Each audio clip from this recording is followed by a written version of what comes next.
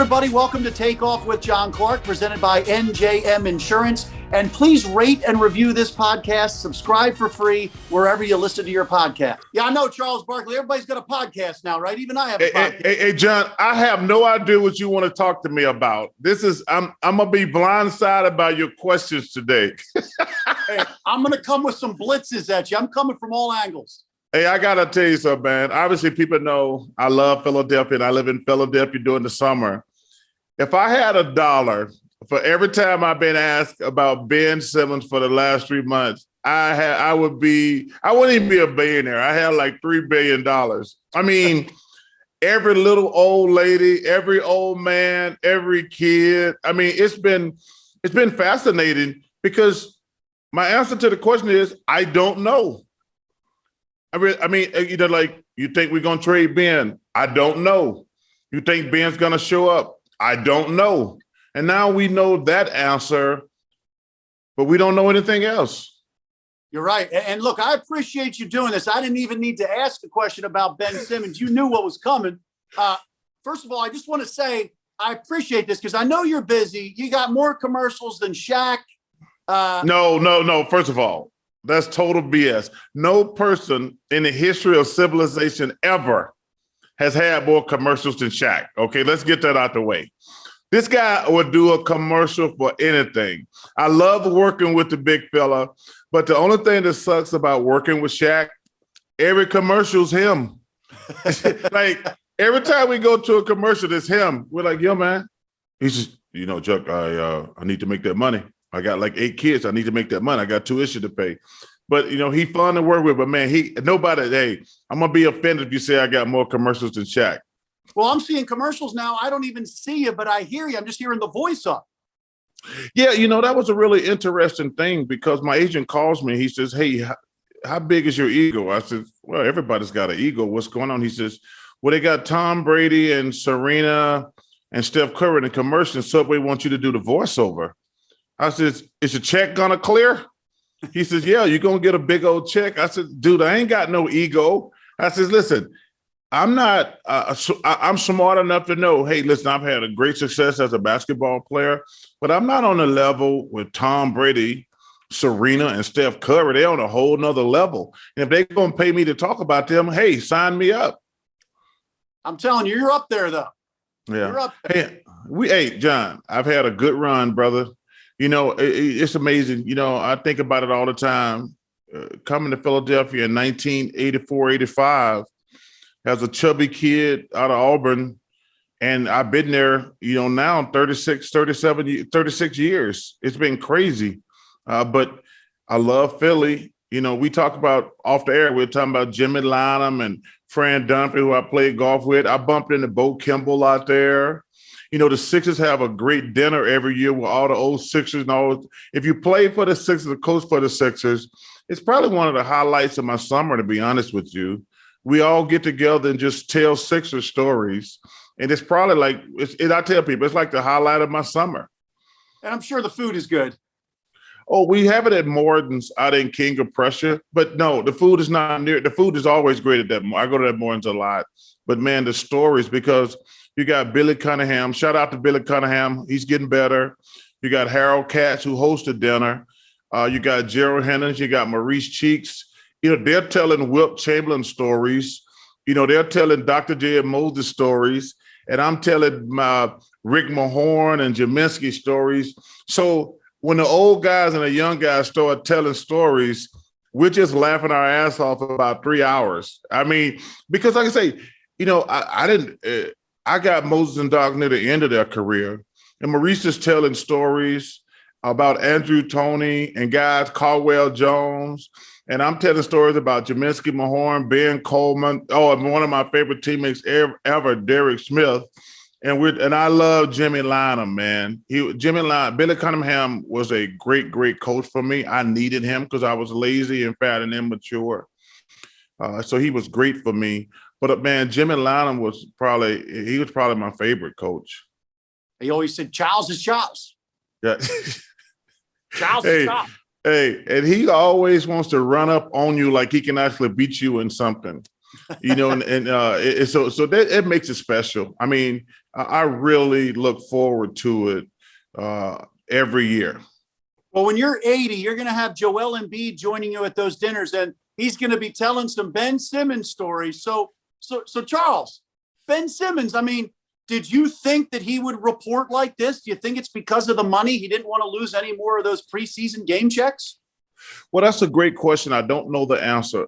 I'm disappointed in Ben Simmons, first and foremost, because your team and your teammates have the right to ask you to get better as a basketball player.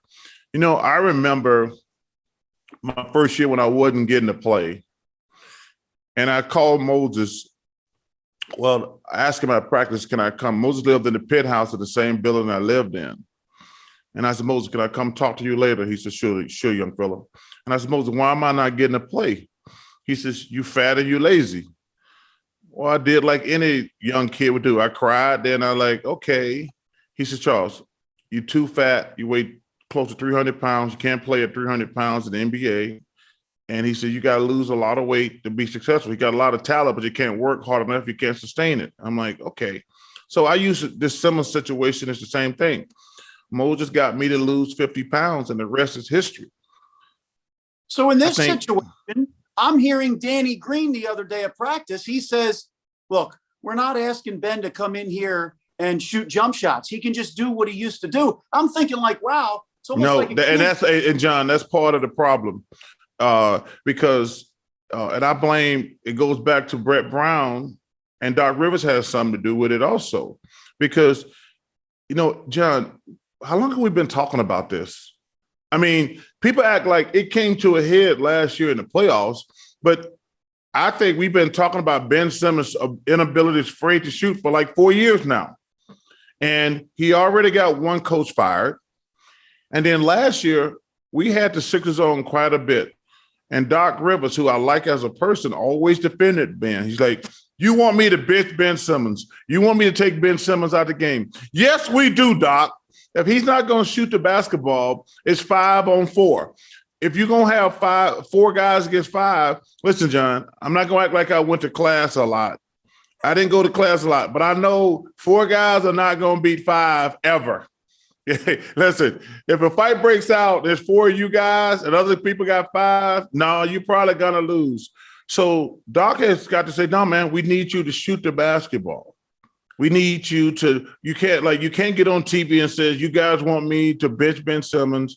Ben Simmons does all this other stuff. Yeah, he does a lot of other good stuff, but he's going to have to shoot the basketball to keep the defenses honest. So the Sixers deserve a lot of blame, but the ultimate blame comes down to Ben. Ben, we need you to get better as a basketball player. We need you to at least keep the defense on and shoot the basketball.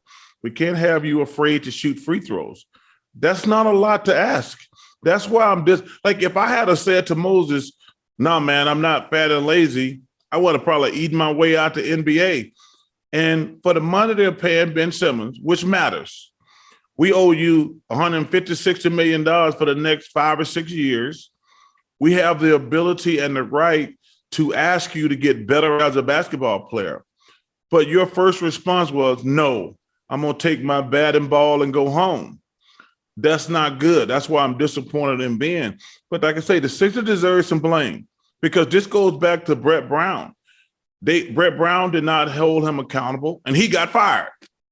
So the next coach and the organization should have been saying, hey, Ben, you've already got one coach fired. You got to get better as a basketball player because every year in the playoffs when we start playing the good teams, they're going to force you to shoot the basketball. It's not going to matter against Orlando and Sacramento in game 6 and 36 and 52. But when we play the Milwaukee Bucks, the Brooklyn Nets, Chicago made a great improvements this summer. The Miami Heat got better. We're not going to beat the elite teams if you're afraid to shoot the basketball, plain and simple. So Ben has showed up, but we don't know if he is actually going to play. I mean, there's different scenarios. He could practice and then he could say he's injured. What do you think is going to happen? Do you think he will actually suit up and play for the Sixers? Well, that's a great question, but I can't give you a great answer because I got zero idea. You know, it's kind of fascinating. because I look at it like this. Okay, you've broken up with a girl before, and you're like, you know what? Let's get back together because you had some issues, but you break up with a girl, but you really like her, but okay, let me see if we can work through these issues. Well, the issues are gone. Everything's going to be great until those issues come up again. And there's two problems with the Sixers. Number one, we ain't gonna know how this thing gonna end until the playoffs next year. It doesn't matter what the Sixers do during the regular season; it don't matter at all. But if they get back in the playoffs deep next year and he refuses to shoot the basketball, it's another wasted year. So it's kind of watching like you watch those stupid which I don't. I'm just making fun of those stupid housewives show you. Like you don't know what's going to happen from one episode to the next. I don't think anybody has any idea what's going to happen with this Ben Simmons situation. Now, the Sixers do have a huge advantage. They're around this guy every day.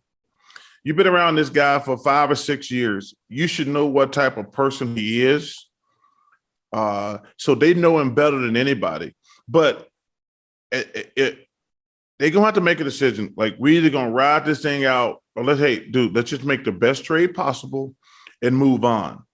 But the problem with that is we won't know how this thing going to work until next June. Can the Sixers have Ben Simmons on their team going into the playoffs this coming season? Well, like I say, John, it depends on if he's going to shoot the basketball. You can't have 4 against 5. Like I say, that everybody knows that. Like, you can't have a guy just standing in the corner who's two things. Number one, he's afraid to shoot, and he can't make free throws. I'll give you another an example. That boy in Milwaukee, Giannis, he can't shoot free throws, but does he stop shooting? Hell no. I love everything about that kid. He can't make a free throw, but does he go hide in the corner? Does he stop being aggressive? That's the biggest difference between Giannis and Ben. Well, Ben's not on Giannis's level. Let's don't get that twisted. But and listen, and I've said this before. I don't think that people in Philadelphia are mad at Ben because he can't shoot. I think they're mad because he won't shoot. I think they're like, yo, man, one thing I know about Philadelphia, if you tough in Philly, they gonna love you. If you play hard, they gonna love you. But when you got a guy who's afraid to shoot the basketball, they're not gonna stand for that. Now, I'm glad you asked me that question. I probably left some out about you when you're asking me about Ben. Is he gonna be here? I don't know how the fans are gonna react to Ben. Because if we go into game 1 and he don't shoot the ball and we start losing, you know how Philly works. So that's what I don't know. I don't think anybody knows that. I don't think you know it. I know it. The Sixers know it. I don't even know how to. And actually, in fairness, I think the fans, if Ben comes out, I think they might give him a chance and cheer for him. But if he comes out and won't shoot and they start losing, they're going to turn on him quickly. So, man, I don't think this is going to be a fascinating thing to watch because I don't think anybody got any idea. And this is one of the weirdest situations in my 36 years in the NBA. I have no idea if Ben going to play. I don't know if they're going to trade him between now and next week. I have zero idea how the fans going to be supportive. Are they going to boo him from day one? I mean, so this thing is going to be a great reality show watch. Yeah, and the thing, you said it, at the heart of this, he doesn't want to be here anymore. And after the season, his agent said, hey, it's better for him to be traded. He wanted to be traded. He told them in a meeting. So if at the core of this, he doesn't want to be here anymore, he's only showing up so he doesn't get fined, so he doesn't lose more money, and he's waiting for a trade. Are you getting 100% of Ben Simmons? No, you can't get 100%. Because if your heart's not in it, you're never going to give 110%. I don't know how. I always wonder how they came up with 110%. It should stop at 100. But if you're not all way in, it's not going to work. Plain and simple. Now, I did not know they wasn't speaking. the reports I've seen with a coach in a gym saying they had a couple of good conversations. So I'm like, oh, okay, things maybe there's a chance this thing is salvageable. But like now you're telling me his teammates ain't spoke to him. To me, if I'm the Sixers, that's a serious red flag. Yeah, that's what they literally said. Like they said, we haven't seen him for these days that he's been here. As of a few days ago, they were like, we haven't seen him. We haven't talked to him. To me, that's concerning because I would think if he is here and invested, the number one thing, not the fans or anybody else, it's your teammates that you got to talk to. Yeah, that's a red flag to me. And I'd be very concerned if those reports are true. Yeah, I'd be very concerned. So you said it about the fans. I mean, honestly, sitting there in Game 7, Charles, and you guys were watching from Atlanta, I believe. Mm-hmm. Yeah. Look, the fans were cheering him on, trying to get him going with the free throws. But once he started missing a lot of them, he missed 10 in that Game 5. Yeah. It was, Charles, you could feel the tension. You just felt the tension in the building and an uncomfortableness and a gasp. So when that happens again, how much is that build on him? Well, it's going to build on him a lot. That's the thing. I told you, I know Philly well enough that they could come out supporting him in Game 1. But if he won't shoot and he start missing free throws, they're going to turn. So I hate to say it, it's going to be a wait and see scenario. And it could get ugly quick or it could get great quick. But I don't think anybody knows. Ben don't even know. Doc Rivers don't know. Elton Brand and Daryl Morey don't know. So I think this is, I told you, I've been in the NBA for 36 years. I got no idea how this thing going to turn out. I mean, because nobody knows. I mean, I'm shocked that you just said he's not talking to his teammates. How in the world can you be at practice on buses and trains and planes with guys and not speak to them? I mean, the coaches have to notice that because you can't win like that. Yeah, the first week here, he has been in that testing protocol, so he's doing individual workouts.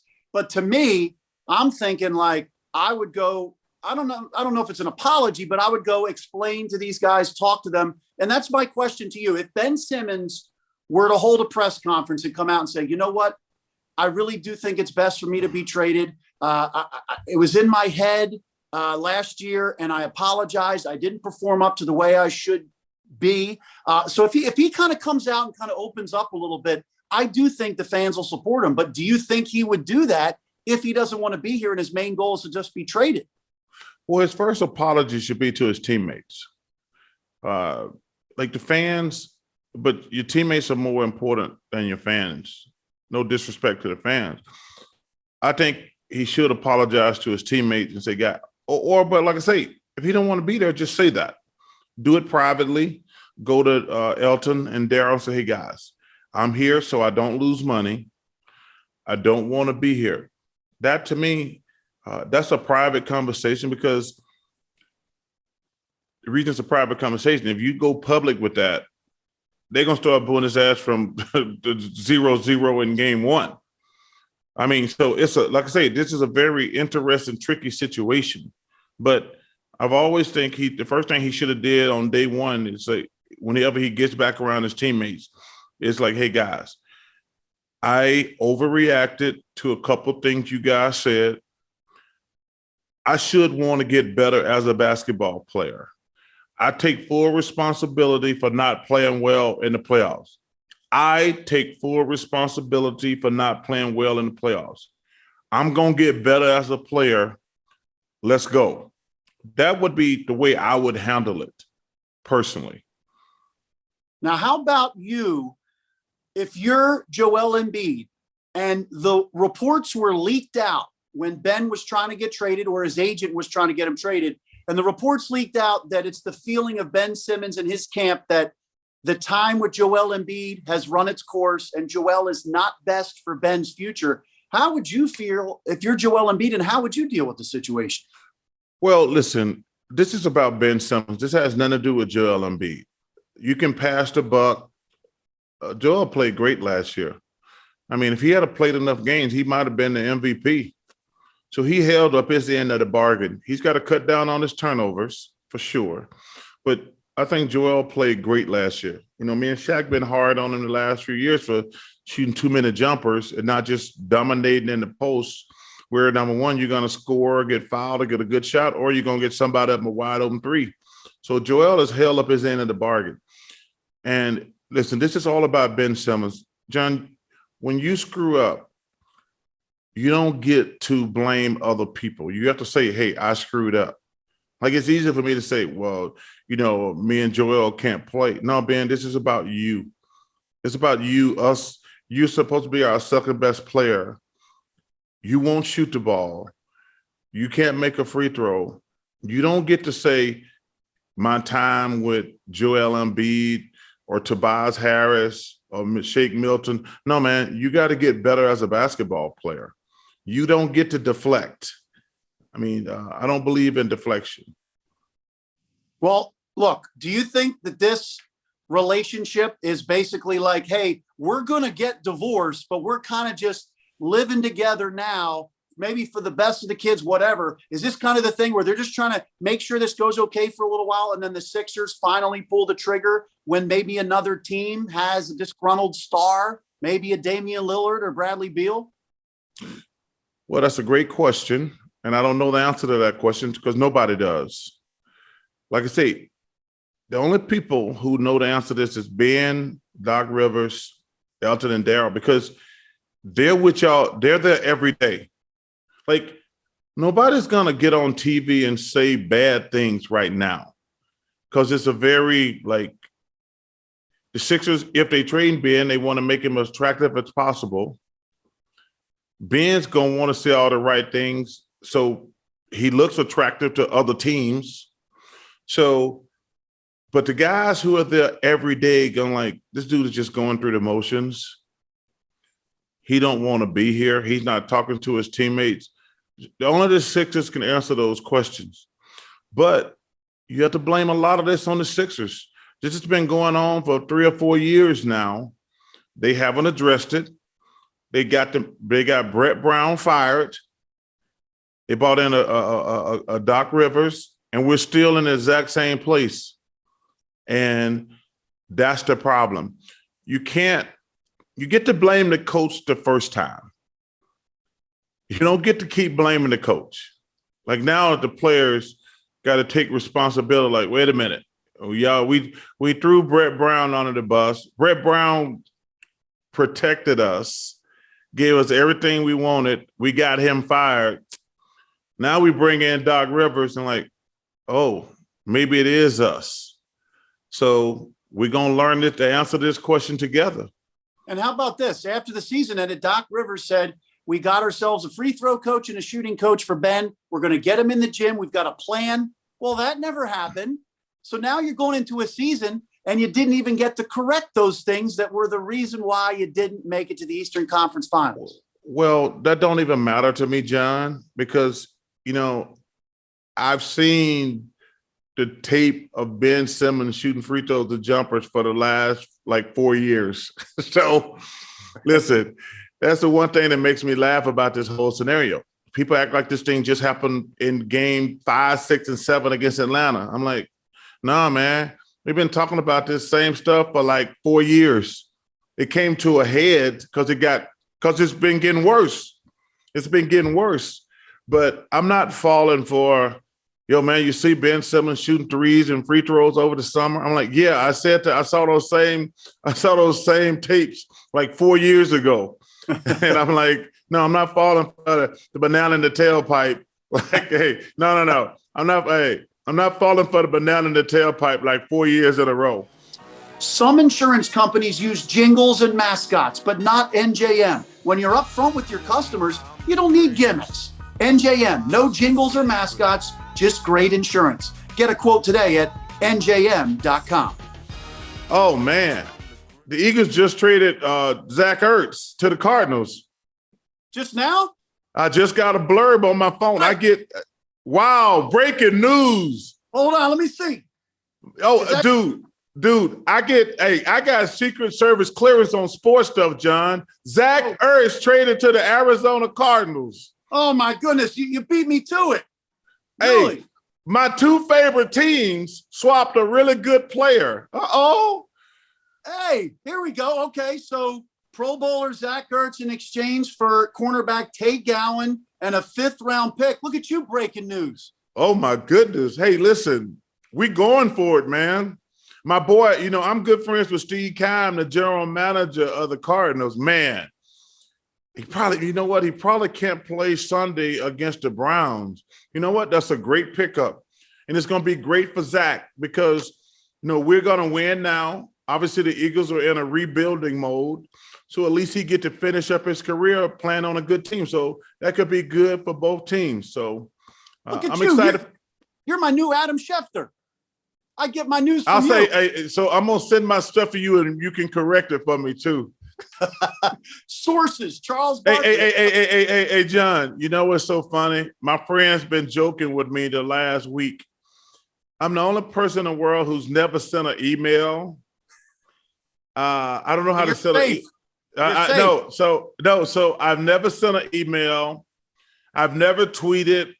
I've never I've never done Facebook, so my friends are like, yo, man, you're ahead of the curve. I said, yo, man, I ain't never sent an email.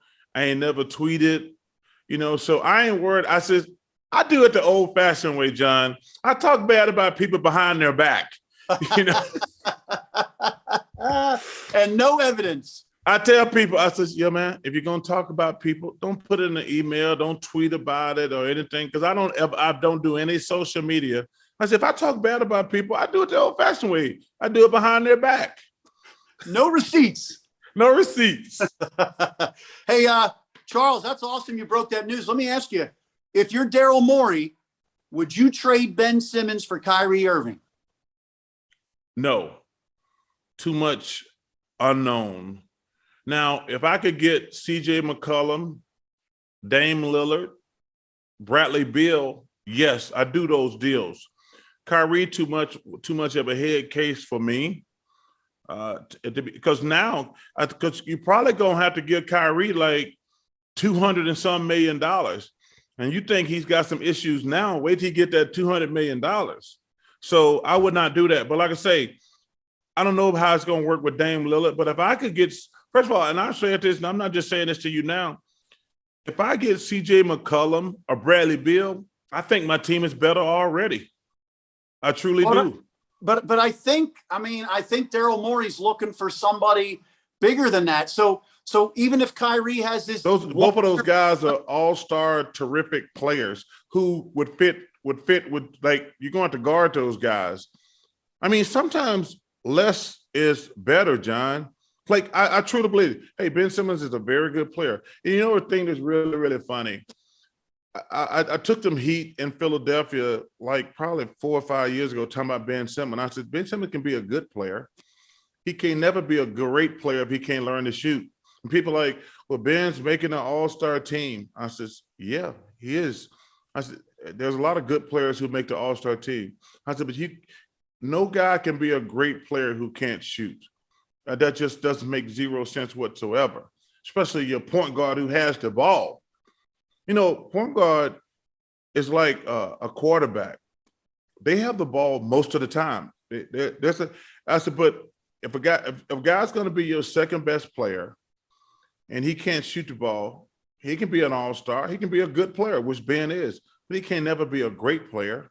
And it's all coming. Now people calling me like, yeah, you were right, like 5 years ago. I said, yeah, I told y'all like 5 years ago, a guy who's afraid to shoot the ball, he's a liability. And like I say, one thing that people don't understand about sports now, I tell them, I says, your liabilities don't show until the playoffs. They don't show up in game 6 at Sacramento or game 70 against the Atlanta Hawks and the Orlando Magic. But when you play against the elite teams and the elite coaches, they're going to say, wait, this guy won't shoot it. We're doubling Joel. We're going to stick closer to Bias. And you have to, we're very good coaches in the NBA. The good coach is going to make your flaws show. So you've got this window with Joel Embiid to be healthy and in his prime and in the shape that he's in. Do you say to yourself, we cannot win a championship with Ben having that deficiency. And so at some point here this year, we're going to have to make a deal because that roadblock is coming in the playoffs with Ben's deficiency. Yeah, I think that's a very fair question. That's a very fair question. Like, the Sixers got a window here, and Ben's part of the window. But if he's not going to shoot the ball and he can't make free throws, you're not going to win. Plain and simple, John. So they can't win a championship with Ben right now the way he is. No, they can't. I mean, John, they haven't even came close. I mean, the thing that bothers me about the whole Simmons thing, he's regressing. Yeah. I remember the Toronto loss. I don't remember being that bad and afraid to shoot free throws. Like, but Charles, they gave Jimmy Butler the ball in that series. I know, but I'm saying Ben has regressed. That's what disturbs me the most about this situation. Like, I don't remember him being this bad at shooting free throws. And I don't remember him hiding out in the corner. Now, you can say they gave the ball to Joel and Jimmy Butler, but like, I don't remember him being afraid as he is now. So he has regressed the last few years. That's what disturbed me. Like, normally you see a player getting better at his deficiencies. Ben is regressing. I mean, I felt bad for him against the Atlanta Hawks. Like, when you show those stats, where he went in a 7-game series, he went to last four fourth quarters where he didn't score a basket. That's pretty much impossible for a guy who's an all-star player. That's impossible. This is your second best player who's an all-star. The chance that an all-star can go 4 quarters without scoring. And I mean, that's like, I never even heard of a stat like that before. Yeah, it's wild. So like, you see Anthony Davis, you see James Harden, these other guys that wanted out, Jimmy Butler. Have you ever really seen a guy who has regressed and has a big deficiency and disappeared in a way, want out? It's usually a guy who's like wanting a trade from strength. Like, hey, I'm too good for this situation and this team. Yeah. Have you ever seen something like this? No, this is a very unique situation. I was totally like I say, I was more disappointed. Like, first of all, the Sixers deserve a lot of blame for letting this thing linger for years. I told people we've been talking about this a lot of years now. We've already fired a coach. Now we got a new coach, and now we're still blaming the coaches. So the Sixers deserve some blame for letting this thing linger. But Ben Simmons deserves most of the blame because, number one, if somebody's going to pay me $40 million, John, I'd do anything to get better. I'm like, I say, yo, man, the most money I ever made, knock on wood, was $5 million. And I was great. I was proud to make that. And they was like, hey, we're going to give you $40 million. All you got to do is get better at basketball. Hey, can I get that job? Like, I want that job. I mean, no. So I'm more disappointed in Ben for not just saying, hey, you guys, you know what? I let you down. I got to get better as a basketball player. That's the proper way to handle this situation, instead of saying, no, I want to take my bat and ball and go home, because I don't want the coach or other players on the team saying anything about me. Yeah, that's interesting. And I got a couple final questions for you. How about Kyrie Irving? Because you talk about the money. He's basically putting aside his salary and then the possible. No, he's not. No, he's not. He's not? First of all, everybody should get vaccinated. Number one, let's get that out of the way. Kyrie Irving is going to make $17 million for sitting at home. So he's kind of getting his cake and eat it too. You know, he's going to get paid for the road games. I mean, the team, I'm glad the team laid down the law and said, no, we can't have you playing half the games. But he's still going to make $17 million, which is a travesty and a disgrace. You know, John, listen, I think everybody should get vaccinated. And I'm a big proponent of that. And, you know, there's a lot of people out here who have lost their lives. They've lost their jobs. They've lost their businesses. and they would kill to get the vaccine just to keep their lives abound, their livelihoods, their restaurants, their businesses, and they're never going to get those back. And for him to be selfish and like, well, I'm still going to make 17 million sitting at home. I just don't think that's right. I don't think that's fair, period. Do you think if he was not making any of his salary for this, that he would get the vaccine in play? Yes. But like I say, I just think it's a loophole in the system. He's going to get half of his salary, which $17 million. Hey, sitting home making $17 million, I don't think that's right. But he's going to get half his salary and sit at home.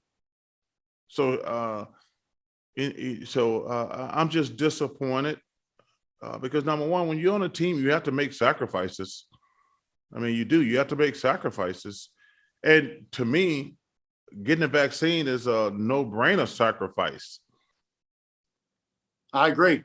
Hey, Charles, we got NBA is back this coming week. TNT, you got a 75th year anniversary. It is awesome to see you and Shaq and Kenny and Ernie back. Best show in the history of sports television. Congrats to you guys. And one of the great things that I love to watch is who he play for.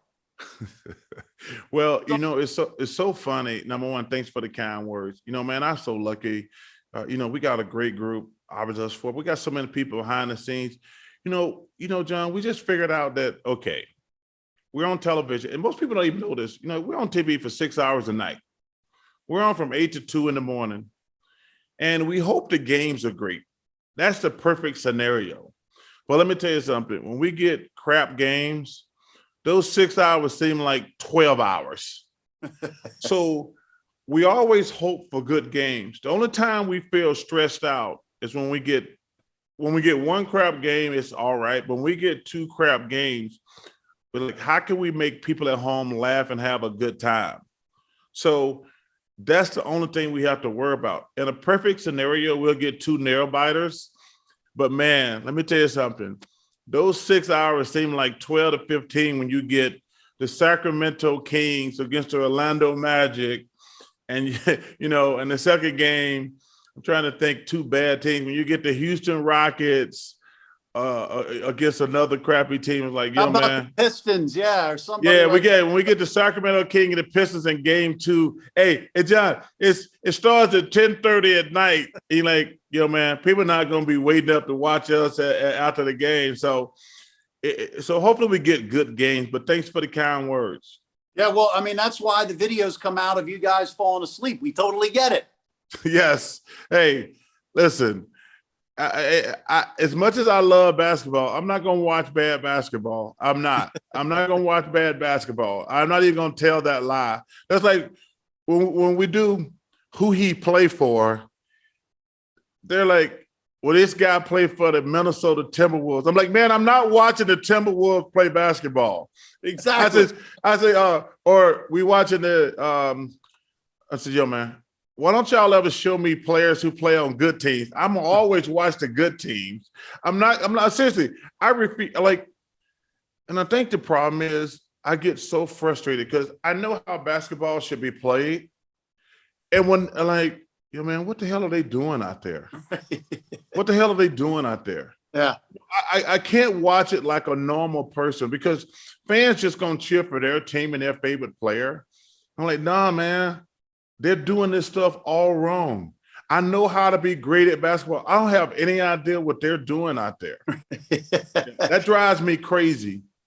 All right, so who he played for? I know you're home during this in Philly during the summer. You watch a lot of Philly sports. You're up on it. So I'm gonna do a little Philly edition of who he played for. And I'll tell you, you guys do a great job with this. It's one of my favorite segments. So I'm gonna start with Ranger Suarez. Who he played for? Philadelphia. Is my screen frozen? He played for the Phillies. There you go. I was watching the Phillies. It's so funny you say that because I was watching the Phillies like last week or two, And I says, is that dude named really Ranger?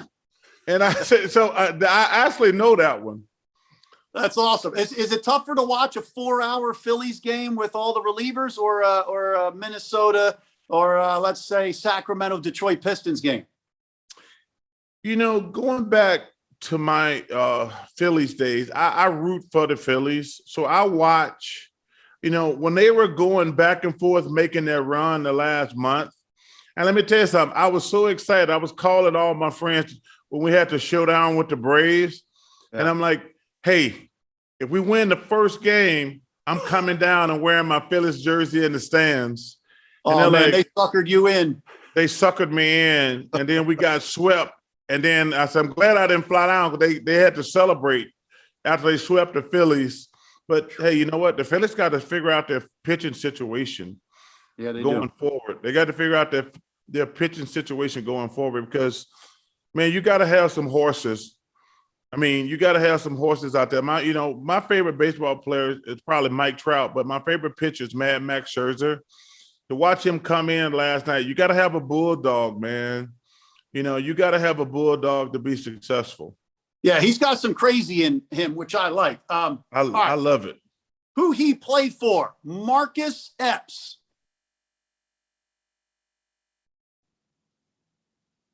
Is my screen frozen again? Did we lose connection? Dude, no, I can see you. Wait, can I think? Can I think? Now, this is a total guess. Yeah. I'm going to go, he played for the Union.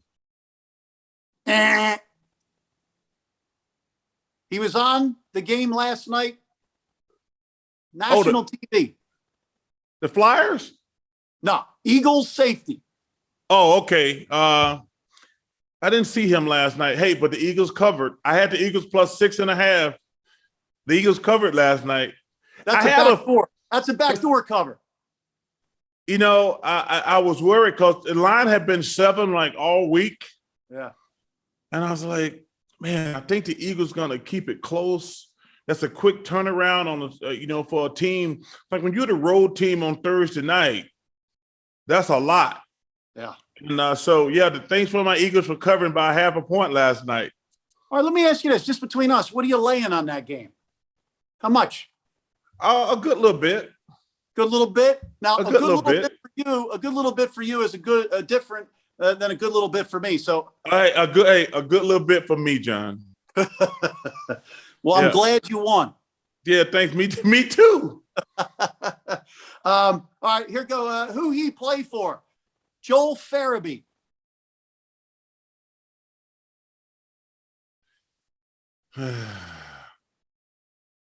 This is another guess. Flyers. Wow. Got it. You're 2 for 3. Okay. That's a good one. Have they started the season yet? They start tonight. Okay. Who they play? Oh, see, now you're reversing it. Who they play? Yeah, who they play? They play the Canucks. Oh, it's a game in Vancouver or in Philly? It's in Philly. Okay. Yeah. If you want to lay a little coin on that, take the Flyers, 1.5 pucks. All right, here we go. Who he play for? Steve Nelson. Eagles. There you go. 3 for 4. All right. Who he play for? Isaiah Joe. Oh, I should know this one. God darn it. I know this one, but I got a bad feeling about this one. All right, we're placing wagers on whether you get this one or not. It's so funny. I saw that name.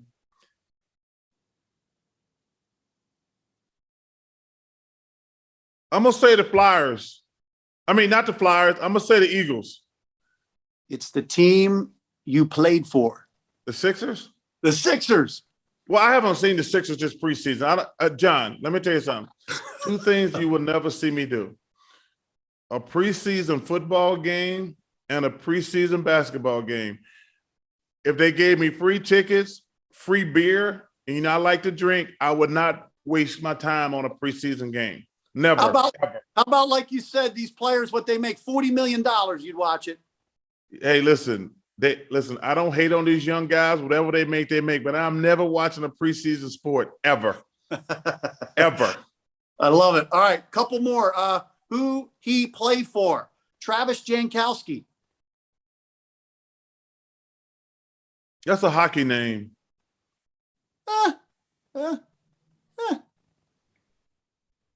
Well, that didn't sound like a good call, Chuck. That was my Larry David Curb Your Enthusiasm impression.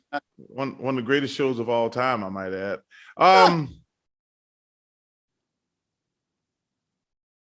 That's a hockey name. I'm gonna go with it. He played for the Eagles. Phillies. Ugh. All What right, position? one more. Here we go. One more. Here we go. Who he played for? Paul Reed. Paul Reed. Oh, that's a hockey guy.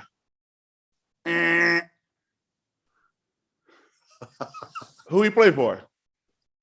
76ers. I told you I didn't watch. See, no, man. He was on the team last year. He didn't play a lot. Well, no, he was getting in garbage time. Okay, well, I'm not sticking around for that. No, I didn't know. I haven't seen him. You know, so listen, I tell you what, the Sixers, man, the Thibault kid, the Maxey kid, I like them. This is gonna be a turning point for Joel Embiid too, because he's got to say, guys, screw this dude over here. Whether he's here or not, and you can pass this on. I said, hey, screw this dude over here. This is my team. If he's here, he's here.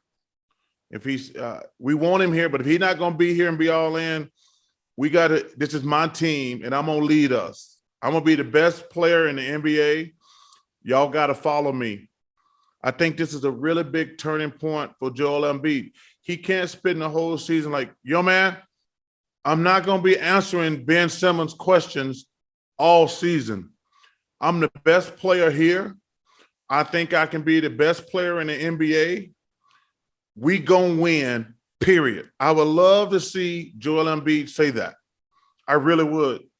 Because whether Ben is there or not, Joel is the best player. He's the most dominant player in the NBA. I would love to see him say, yo, man, I'm not dealing with this BS all year. He says, I'd say, Ben, I'd have a team meeting with the coaches, Daryl Morey and Elton Brand. I would say, guys, I need to get this off my chest. Ben, we want you here. But if you don't want to be here, that's fine. But I'm the best player here. This is my team. Guys, y'all get on my back and we gonna kick some ass. And that's it. I would love to see Joel Embiid say that. I love it. I think the players would follow him. I think you're exactly right about that.